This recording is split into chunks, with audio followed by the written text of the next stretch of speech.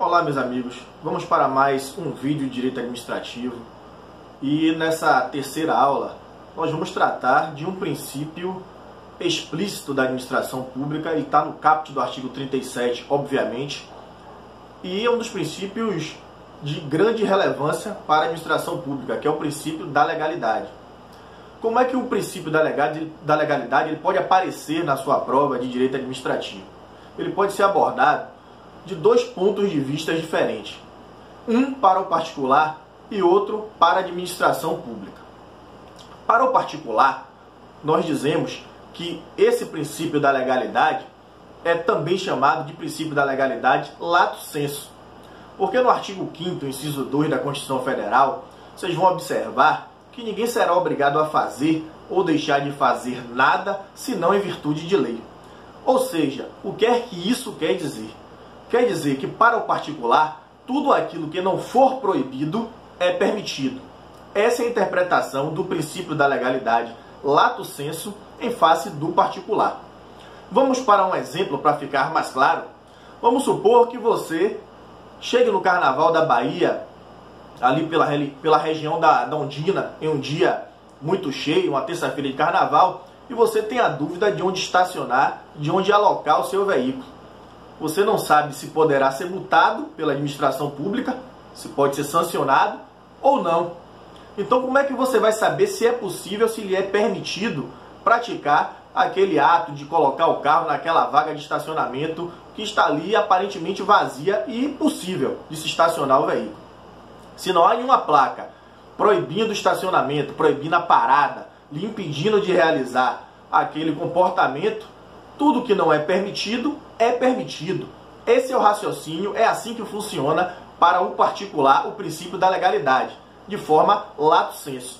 Já para a administração pública é totalmente o inverso. A interpretação do princípio da legalidade para a administração pública ela é de forma estrita, e é por isso que é chamada de princípio da legalidade stricto sensu.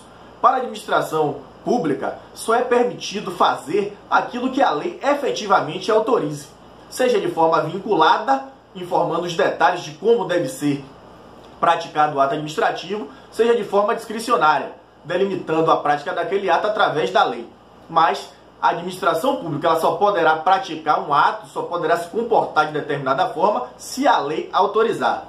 Vamos para mais um exemplo para deixar mais claro ainda essa segunda hipótese.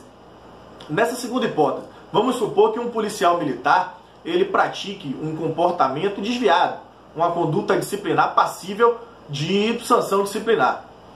Esse policial militar ele só poderá ser demitido através de um processo administrativo disciplinar. Será instaurado, obviamente, um processo administrativo disciplinar, onde ele terá aí direito à ampla defesa, contraditório, todos os direitos constitucionais processuais no âmbito administrativo. Porém, a instauração desse procedimento administrativo que visa a demissão do policial militar carece que ele incorra em uma daquelas hipóteses previstas no artigo 57 do Estatuto dos Policiais Militares. Então observe que a lei ela diz ali quais são os comportamentos que atraem a instauração do PAD, do processo administrativo disciplinar. Então o comandante, o gestor, aquele que instaurará o procedimento administrativo visando a demissão daquele policial militar, terá que fazer aquilo que a lei autoriza. Então ele vai ter que observar o artigo 57, se a prática de homicídio doloso, se a prática de extorsão, de sequestro, de estupro, de algum crime hediondo, previsto ali no artigo 57, a prática de improbidade administrativa. Então, há uma vinculação ali em relação à lei. A lei, ela autoriza o administrador, sim, mas naquelas hipóteses. Vamos para um outro exemplo. Vamos supor que o administrador de uma determinada cidade do interior, ele resolva aí abrir mão do processo licitatório.